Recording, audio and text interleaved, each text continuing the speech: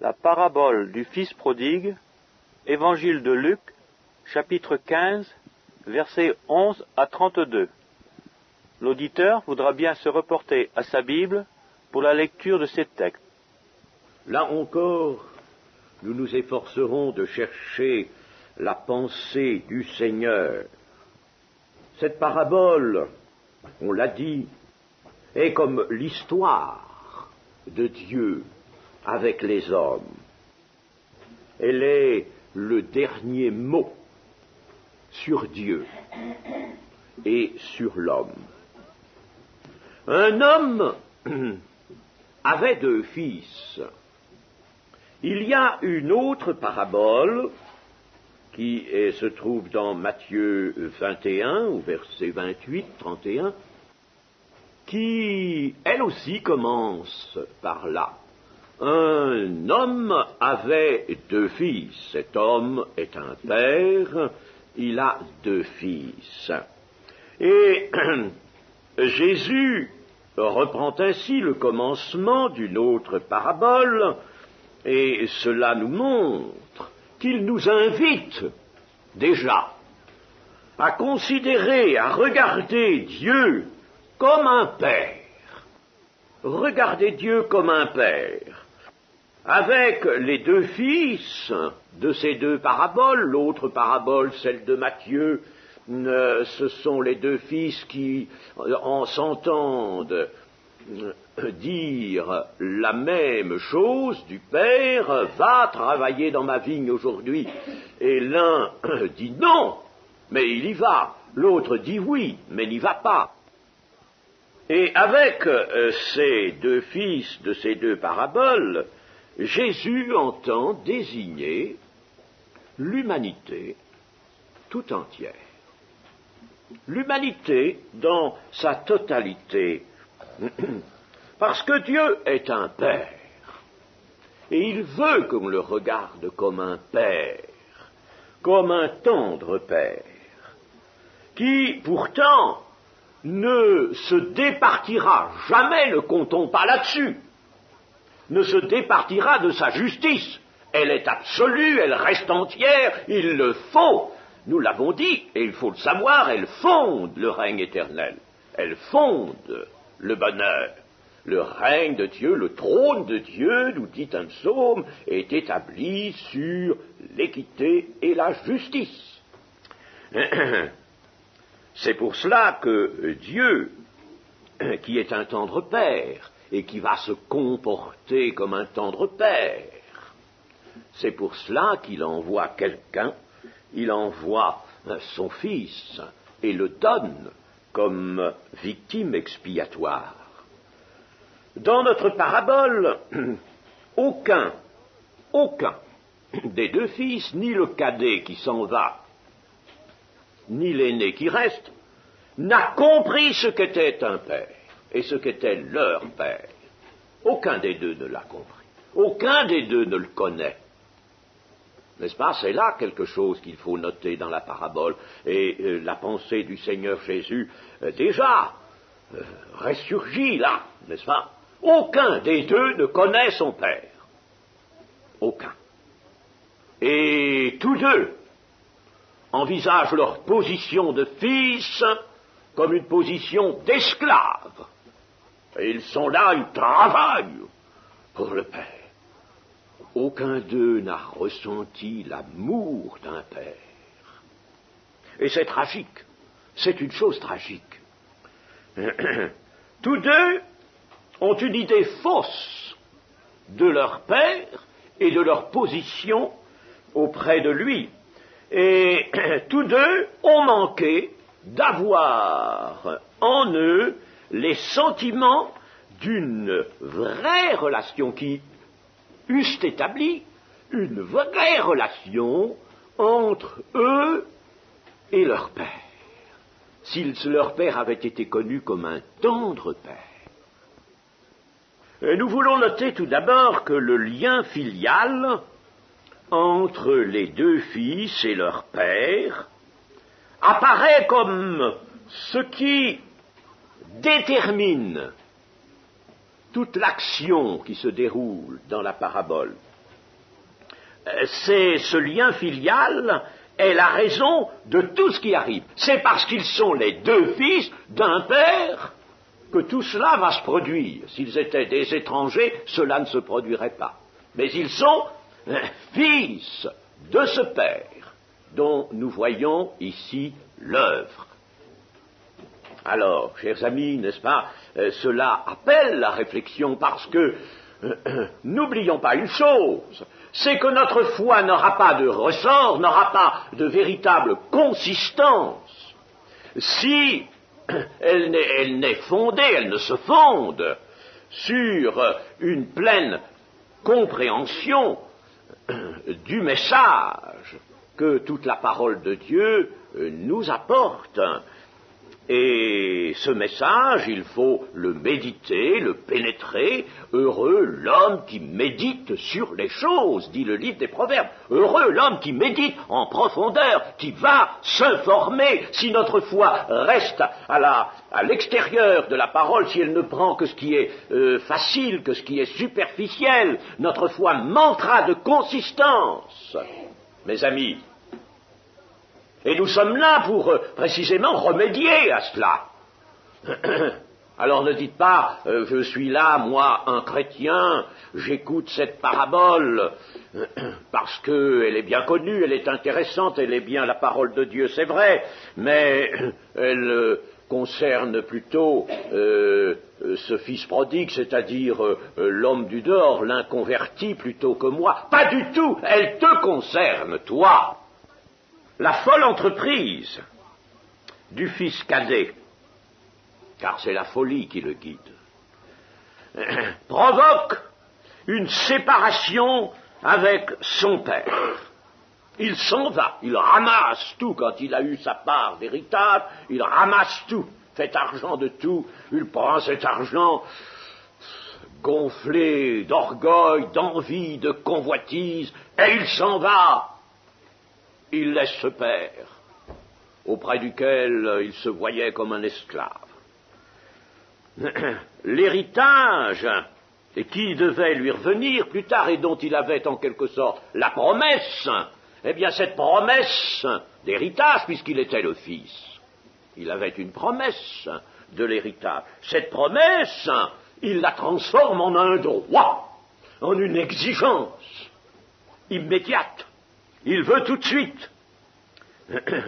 Si l'on peut se référer aux coutumes qui avaient cours dans le peuple d'Israël, on peut dire que sa part, lui, fils cadet, était d'un tiers de l'héritage. Il demande sa part, n'est-ce pas la sienne.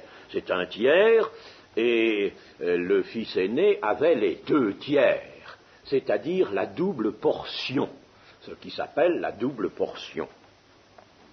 Il revendique sa part, et ayant tout ramassé, il s'en va, se rendant indépendant vis-à-vis de son père. Et alors ici, mes amis, si vous voulez bien réfléchir, vous avez l'image du tragique événement de la chute que nous raconte le chapitre 3 de la Genèse. La chute de l'homme. Nous avons là la chute de l'homme. Il n'est pas douteux qu'elle est passée là dans la pensée du Seigneur et qu'elle s'est inscrite dans les éléments de cette parabole. Adam, le premier homme, revendique lui aussi. Il revendique son autonomie. Il veut être comme un Dieu. Il a entendu cette parole, vous serez comme des dieux, toi et ta femme, vous serez tous deux comme des dieux. Il veut être comme un Dieu, libre, pense-t-il. Il veut s'emparer tout de suite de l'héritage. L'héritage, c'est la terre, et c'est pourquoi nous voyons intervenir la terre assez souvent dans les Écritures, et même dans les béatitudes. Heureux les doux, car ils hériteront la terre. Il y a un héritage à faire. Et cet héritage, Daniel, le prophète Daniel en a parlé, cet héritage, l'homme l'aura. Il est co-héritier avec le Christ, et cet héritage, héritage promis, comprend, comme pour autrefois, l'héritage des descendants d'Abraham, comprenait les biens matériels comme image peut-être, comme figure des biens spirituels, mais tout était ensemble. Alors Adam veut s'emparer de la terre, l'exploiter selon sa propre volonté, et non plus comme une possession de Dieu son Père, dont il assure, dont il est chargé d'assurer la mise en valeur dans le service de Dieu. Et il peut faire de la terre bien des choses, mais dans le service de Dieu. Assujettissez-vous toutes choses. Dieu le leur donne et leur avait donné le pouvoir de s'assujettir toutes choses.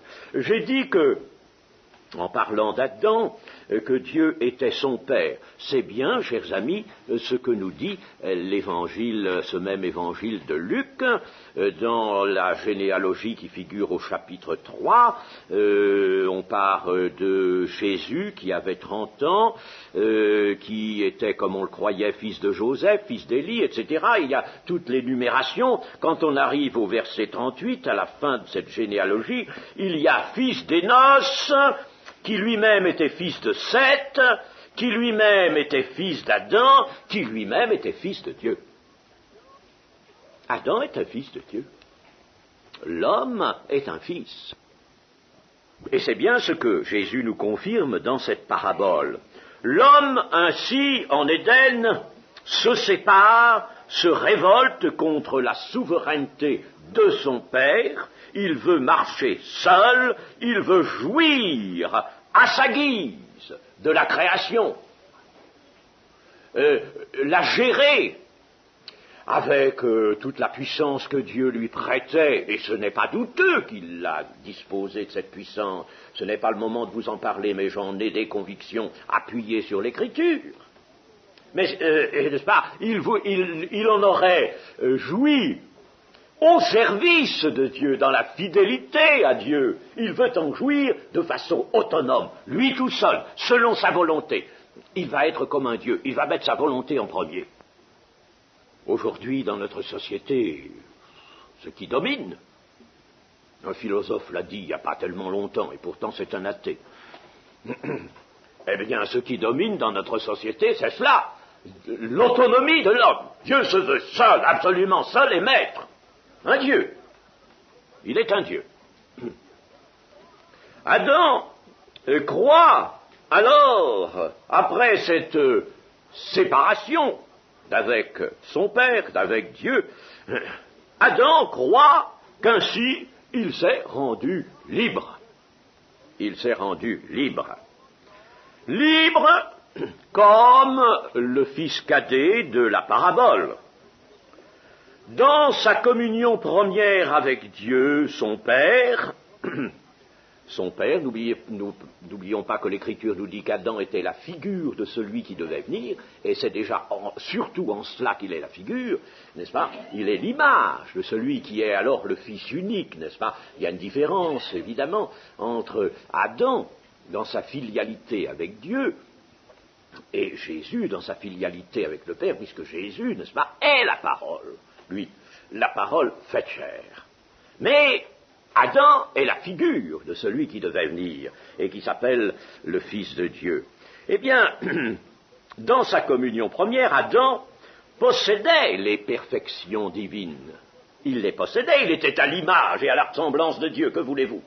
Il possédait les perfections divines, c'est pas la peine de dire, n'est-ce pas, comme tous les ignares, laissez-moi les appeler comme cela, parce que, véritablement, leur production est détestable. Dire qu'il était dans un état d'innocence, comme un enfant, n'est-ce pas? Non, il revêtait les perfections divines. Il les revêtait. Il était à l'image et à la ressemblance. Est-ce qu'on pèse ce que ça veut dire, ça? Il recevait la plénitude de la vie en Éden.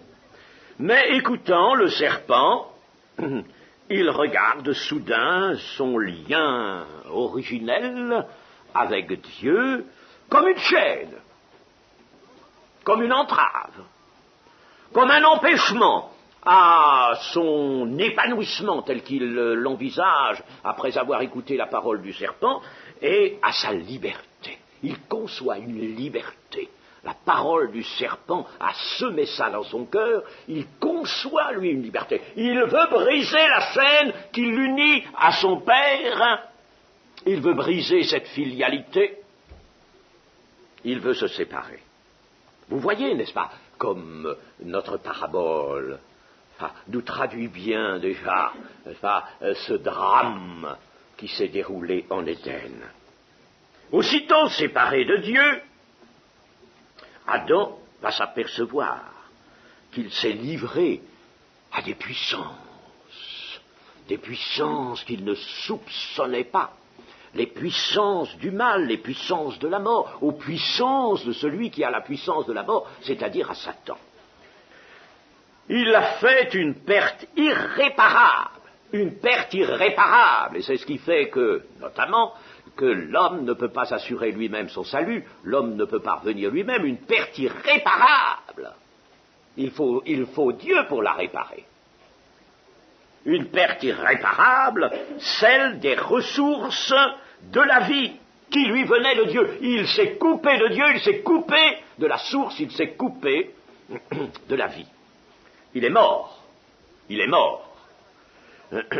Et où va-t-il aboutir, cet Adam, cet homme d'Éden qui s'éloigne de son Dieu? Il va aboutir à la situation que représente dans notre parabole celle du fils cadet, obligé de garder les pourceaux d'un autre, sans même pouvoir partager la nourriture de ces animaux, car il est dans un pays où la famine sévit.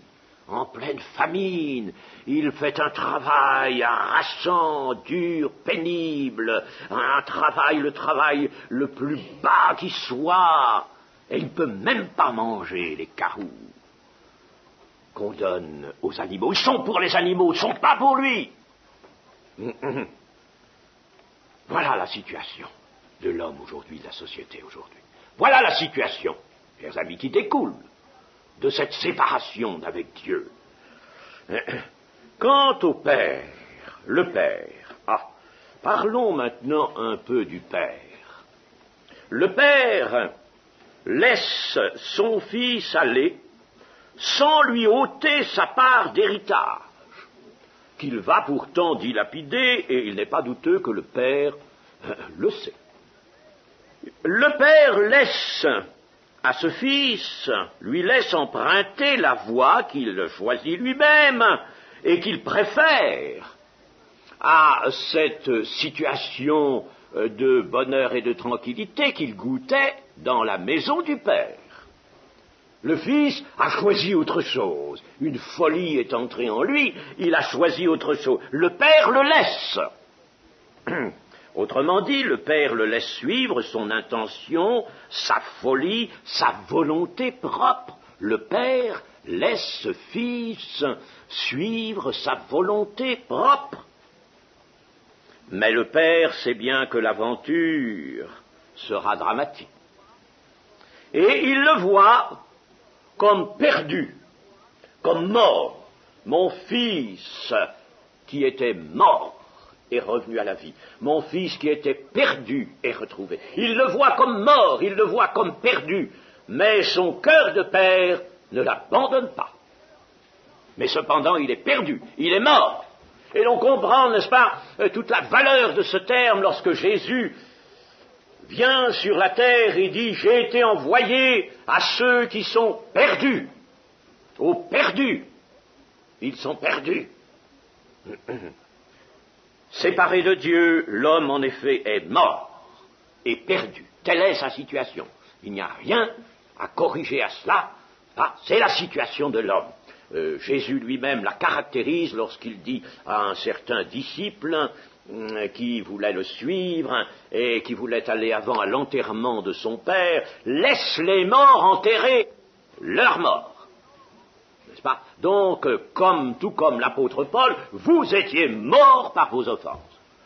Les offenses, votre état de péché, vous séparait de la source de la vie, vous étiez morts.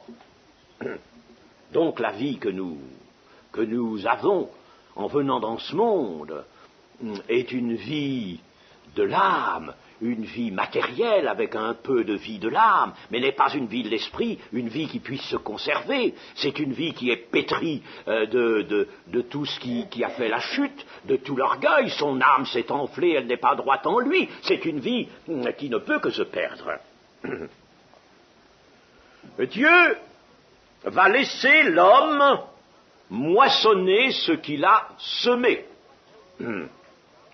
Or, l'homme sème quoi donc?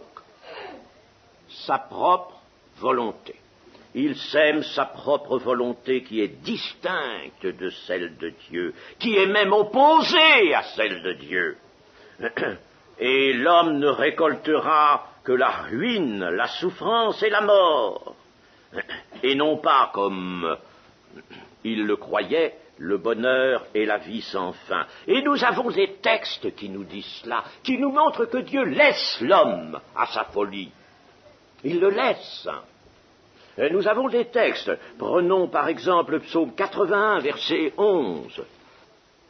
« Je suis l'Éternel ton Dieu », c'est dit à Israël, mais n'est-ce pas, à travers Israël, cela parvient à tous les hommes. « Je suis l'Éternel ton Dieu qui t'ai fait monter du pays d'Égypte.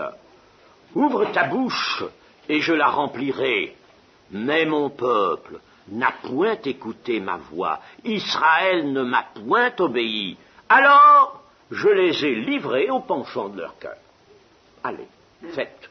Je les ai livrés au penchant de leur cœur. Et ils ont suivi leur propre conseil, ou leur propre volonté. Ils ont suivi leur propre conseil. Oh, si mon peuple m'écoutait, si Israël marchait dans mes voies, en un instant je confondrais leurs ennemis, je tournerais ma main contre leurs adversaires. Ceux qui haïssent l'Éternel le flatteraient, et le bonheur d'Israël durerait toujours. Je le nourrirais du meilleur froment, et je le rassasirais du miel du rocher. Librement, le Père est disposé toujours à recevoir le Fils. Et dans le livre des Proverbes aussi, nous avons au chapitre 1er et au verset 29, ceci. Parce qu'ils ont haï la science, la connaissance, et qu'ils n'ont pas choisi la crainte de l'Éternel, parce qu'ils n'ont point aimé mes conseils, et qu'ils ont dédaigné toutes mes réprimandes, ils se nourriront du fruit de leur voix, ils se rassasieront de leurs propres conseils, car la résistance des stupides les tue, et la sécurité des insensés les perd. Mais celui qui m'écoute reposera avec assurance, il vivra tranquille et sans craindre aucun mal. Vous voyez, n'est-ce pas, comme Dieu laisse à l'homme la liberté tout en lui prodiguant encore ses appels au retour. Dans le temps de sa patience, Dieu n'empêche donc personne de suivre sa propre volonté. L'homme est libre. Et c'est dans cette liberté laissée à l'homme, elle est essentielle, cette liberté. Dans cette liberté laissée à l'homme, c'est là que Dieu va pouvoir transformer l'homme. Transformer l'homme. Comme l'épreuve du fils cadet va transformer l'état de son cœur. Eh bien, nous avons, par exemple, dans l'Épître aux Romains, au chapitre 2, quelque chose qui s'apparente à ce que je viens de dire. Ici, Dieu qui donne sa parole, mais laisse liberté. Chapitre 2, verset 4. Où méprises-tu les richesses de sa bonté, de sa patience et de sa longanimité, ne reconnaissant pas que la bonté de Dieu te pousse à la repentance? Voyez-vous, n'est-ce pas, dans la liberté, Dieu va par sa parole, pousser l'homme à la repentance, mais par ton endurcissement et par ton cœur impénitent, tu t'amasses un trésor de colère pour le jour de la colère et de la manifestation du juste jugement de Dieu. La patience de Dieu, c'est cela qui va sauver. Comment cette transformation va-t-elle s'opérer dans cet homme qui a écouté sa folie, qui veut être comme Dieu, autonome, et qui s'en va, qui se sépare du Père? Eh bien, cette transformation va s'opérer par un retour au Père, un retour. Car le Fils se souviendra de son Père, et il y aura un chemin de retour vers le Père. Il y aura un chemin. Le Fils a suivi un chemin qui l'a séparé, qui l'a éloigné du Père. Il est allé dans un pays étranger, il s'est réjoui, il a dissipé son bien, mais il a souffert. Et il y a, après cette souffrance, un chemin de retour vers le Père. Le Fils a donc conservé le souvenir de l'amour du Père, ou plutôt disons que cet amour s'est éveillé dans la souffrance en son cœur. Il n'y pensait pas, il ne l'avait pas senti cet amour, comme je l'ai dit. Mais voici que dans la souffrance, dans le malheur, cet amour du Père s'éveille en lui. Son Père ne le repoussera pas. Il est assuré que son Père ne va pas le repousser. Et il ira vers son Père avec de vraies paroles de repentance. Et le Fils de retour ne demandera plus qu'une petite place. Il est indigne, dira-t-il à son Père, d'être son fils. Il est indigne d'être son fils. Il demandera la place d'un mercenaire dans la maison du Père. Mieux vaut un jour dans tes parvis que 1000 ailleurs. Et que fait le Père? Le Père, lui, reste fidèle à sa paternité. Il ne peut pas se renier, car le Père ici, bien sûr, figure Dieu, parle de Dieu. Il ne peut pas se renier, il reste fidèle à sa paternité.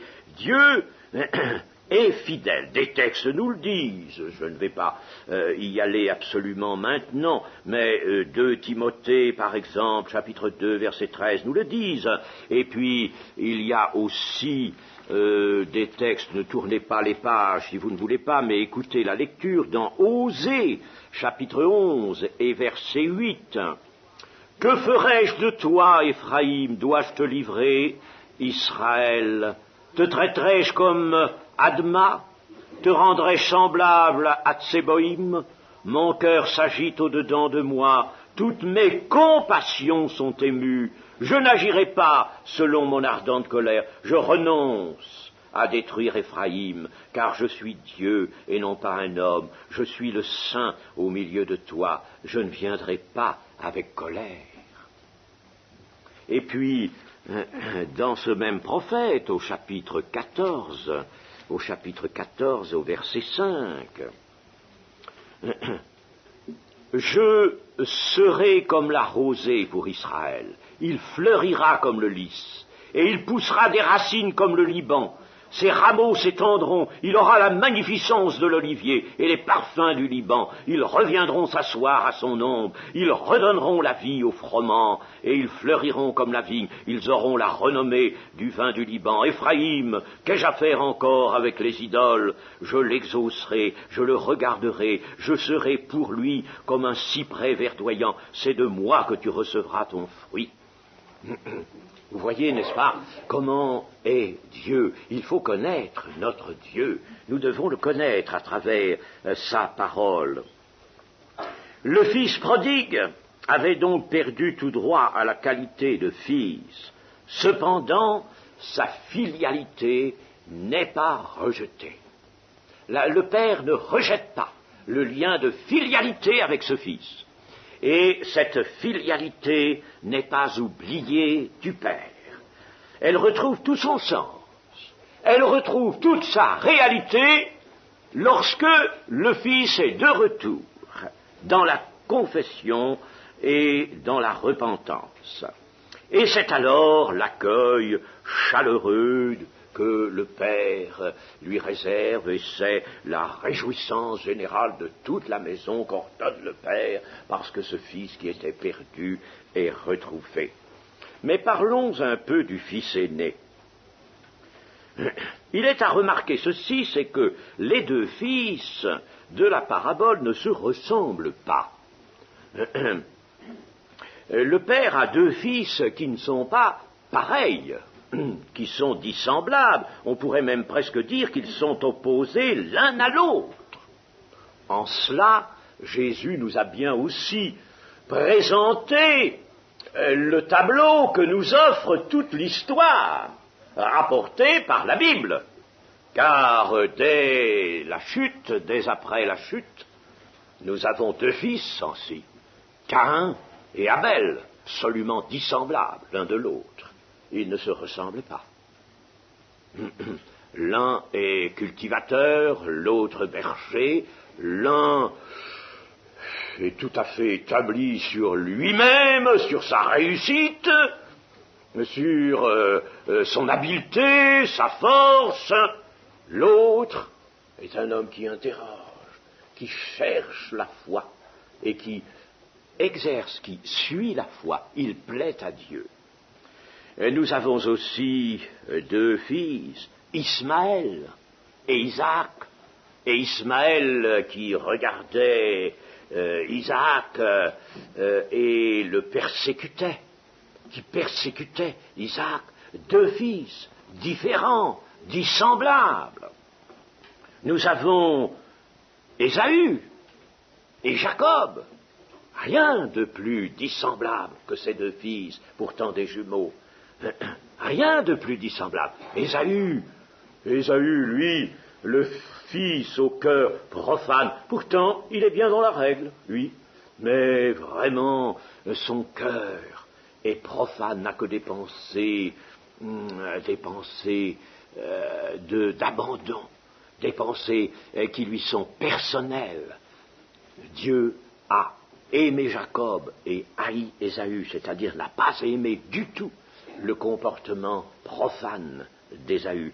Et Ésaü et Jacob. Nous avons Éphraïm et Manassé, que l'histoire nous montre eux aussi très différents. Et puis, nous avons, après Salomon, les deux royaumes, le royaume de Juda, le royaume du sud, et le royaume du nord, le royaume de Samarie, le royaume d'Israël, dissemblables. Eh bien, c'est curieux cela, deux fils qui ne se ressemblent pas du tout.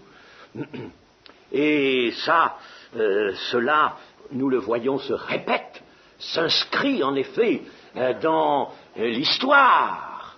Et pourquoi? Eh bien, c'est la chute qui a engendré cela. C'est la chute, comme c'est le comportement de Salomon qui a engendré le schisme.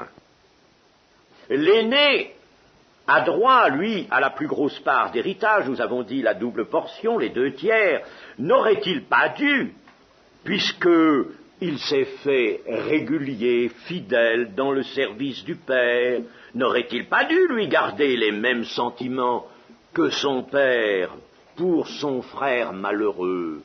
Pourquoi n'a-t-il pas les mêmes sentiments? Il a des sentiments tout à fait différents de ceux du Père. D'où cela vient-il? Ne devrait-il pas, puisqu'il a été régulier, fidèle, il est resté là, il a servi le Père ponctuellement. Mais voilà soudain que son cœur est tout à fait différent, se découvre différent du cœur de son Père. Il est indigné, il soumet l'attitude de son Père au jugement de son cœur, dépourvu de toute miséricorde. Lui, il juge son Père. Cette conduite, ça ne lui convient pas, c'est pas ça. Il aurait fallu le rejeter à la porte, ce frère indigne.